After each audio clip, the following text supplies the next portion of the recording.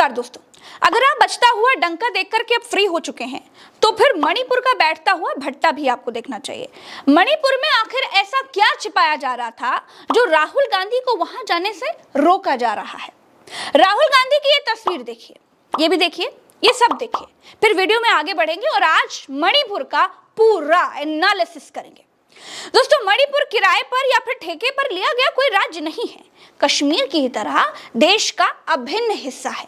मणिपुर जल रहा है, हिंसा हो रही है, लेकिन देश के प्रधानमंत्री के मुंह से मणिपुर का मा नहीं निकलता। प्रधानमंत्री दिल्ली में मेट्रो ट्रेन की यात्रा कर रहे हैं। चेहरे के भावों से लगता नहीं है कि एक जलते राज्य की चिंता देश के प्रधानमंत्री के चेहरे पर जरा से भी दिख रही हो।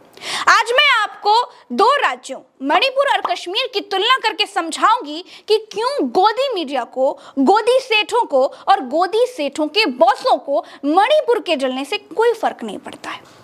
आप दो राज्यों मणिपुर और कश्मीर को ध्यान में रखिए और सोचिए कि अगर कश्मीर में पत्ता भी हिलता है तो गोदी मीडिया चिल्लाता है, चीख चीख करके कान फोड़ देता है। लेकिन अगर मणिपुर में सेना की बंदूकें छीन कर लोग एक दूसरे को मार रहे हैं, सुरक्षा बलों की गोलियों से भी लोगों की जानें जा रही हैं, 100 से ऊपर लोग मारे जा चुके हैं, लेकिन किसी को भी कोई फर्क नहीं पड़ता।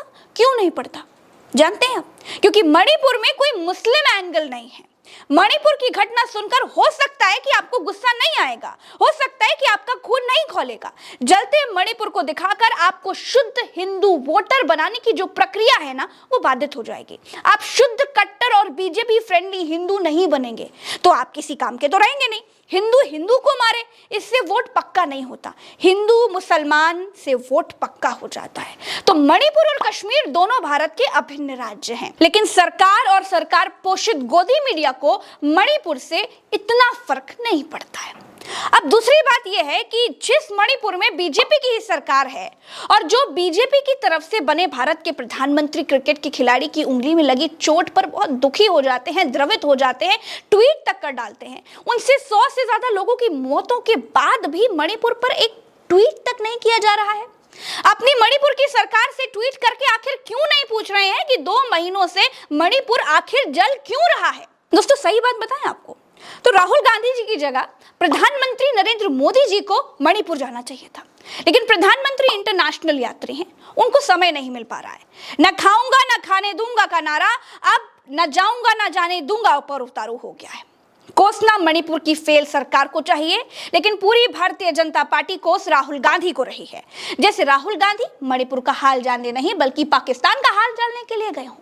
कोई गोदी मीडिया इस पर सवाल नहीं करता कि राहुल गांधी के मणिपुर जाने में आखिर क्या बुराई है।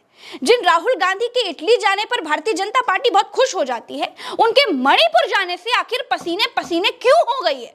क्योंकि मणिपुर इस देश का हिस्सा है, 2 महीनों से जल रहा है और इस देश के प्रधानमंत्री को रत्ती भर इस देश के एक अभिन्न हिस्से की चिंता नहीं है। असलियत तो यह है कि नफरत से बड़ा तानाशाह प्यार से डरता है और प्यार के विरोध में खड़ा है। अभी ये भी बता देती हूँ कि राहुल गांधी के मणिपुर जाने से आखिर तकलीफ क्या है। देखिए, भारतीय जनता पार्टी का कोई भी नेता गृह मंत्री को छोड़कर लोगों के जले हुए घरों में नहीं गया। अब राहुल गांधी के जाने से सबसे बड़ी तकलीफ यह है कि गोदी मीडिया को तो मणिपुर दिखाने से रोक दिया गया। मणिपुर की कोई ग्राउंड रिपोर्ट किसी गोदी मीडिया पर पिछले 2-3 महीने में नहीं चले। अब राहुल गांधी जा रहे हैं तो कैमरा भी जा रहा है, कैमरा जा रहा है तो वहां का हाल भी लोगों को दिख रहा है। बीजेपी सरकार की नाकामी भी दिख रही है। दिक्कत राहुल गांधी के जाने से बिल्कुल नहीं है, दिक्कत असलियत उजागर होने से है। और यकीन मानिए कि अगर मणिपुर में कुकी और मैतेई जाति के लोगों का झगड़ा नहीं होता, ये झगड़ा हिंदू और मुसलमान का होता ना, तो देखते आप तब कि कैसे इस देश में नंगा नाच होता। लेकिन क्या करें, एंगल ही ठीक नहीं बैठ रहा है। मैं सच कहती हूँ और आप तो जानते हैं कि सच की तासीर कैसी होती है, जानते हैं ना। दोस्तों, राहुल गांधी मणिपुर में लोगों के बीच जा रहे हैं, उनसे मिल रहे हैं। राहुल गांधी का मणिपुर दौरा 100 अमेरिकी दौरों पर भारी है। आपकी स्क्रीन पर राहुल गांधी को देखकर उपजी हुई लोगों की खुशी की तस्वीर है। डंका बजाने वाले अगर ऐसी तस्वीर पा जाते तो अब तक तो मणिपुर की सैकड़ों लाशों पर डंका बज चुका होता। वैसे जाना तो सत्ताधारी बीजेपी के लोगों को चाहिए था, लेकिन उनका समय राहुल गांधी को कोसने में ही पार हो रहा है। लोग सुरक्षा का माहौल चाहते हैं। कुकी और मैतेई के झगड़े में कुकी जनजाति के लोग आरोप लगाते हैं कि बीजेपी के लोग मैतेई के साथ हैं और इसीलिए ये झगड़ा महीनों से चल रहा है। जो 1933 में, जो 20th सेंचुरी में जो हिटलर का काम करते हैं ना, ये सीएम बीरेन ये कर रहा है अभी। मतलब भाजपा के सीएम हिटलर का काम कर रहे हैं? भाजपा का सीएम नहीं है, मैतेई बीरेन सीएम, ये आरामबाई का सीएम है। ये हम पॉलिटिकली नहीं करिए, ही इज एंटी कुकी, ठीक है ना, ये एंटी कुकी है, ये मैतेई बीरेन सीएम है, मैतेई लोगों का सीएम है। दोस्तों, अब आपको ये भी जानना चाहिए कि विपक्ष किसी घटना स्थल पर आखिर दौरा करने के लिए क्यों जाता है। दोस्तों, विपक्ष ना सरकार को चेताता है, सरकार को बताता है कि सरकार से कहां पर क्या कमी रह गई है, कहां पर सुधार किया जा सकता है। ये एक लोकतांत्रिक तरीका है, लेकिन इस तरीके की सबसे बड़ी खामी ये है कि इससे जो भेद सरकार छिपा कर बैठती है वो भेद खुल जाते हैं।